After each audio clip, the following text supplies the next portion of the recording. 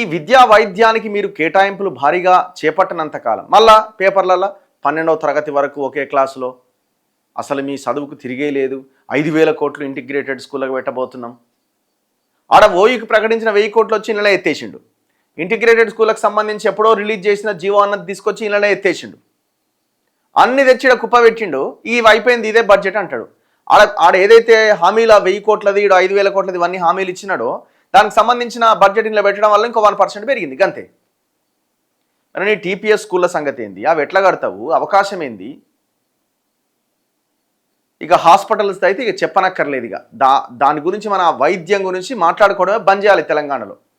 ఎందుకంటే మరి ఆయనే ప్రైవేట్ హాస్పిటల్ ఓపెన్ చేస్తున్నప్పుడు ఆయనే వాళ్ళ అల్లునికి సంబంధించిన వాళ్ళ చుట్టాలకు సంబంధించిన మెడికవర్ లాంటి హాస్పిటల్స్ ఓపెన్ చేసి ఇవి చాలా బాగా నడవాలి, ఈ రకంగా డిజైన్ చేయండి, ఇట్లా ఈడ రిసెప్షన్ పెట్టండి అని వరంగల్ హాస్పిటల్ ఫైనాన్షియల్ డిస్ట్రిక్ట్లో పెట్టిన మెడికవర్ హాస్పిటల్ తిరిగి మరి వాళ్ళకి సజెషన్స్ ఇచ్చి మరి ఓపెన్ చేస్తున్నప్పుడు ప్రభుత్వ వైద్యం మీద ప్రజల ఆరోగ్యం మీద దృష్టి ఎక్కడ ఉంటుంది? కేసీఆర్ ఫాలో అయిన యాజ్ ఇట్ ఈజ్ ఫార్ములాని రేవంత్ రెడ్డి అంతకంటే భయంకరంగా ఫాలో అవుతున్నాడు. ఆయనను చదివే ఈయన వచ్చిండు కదా.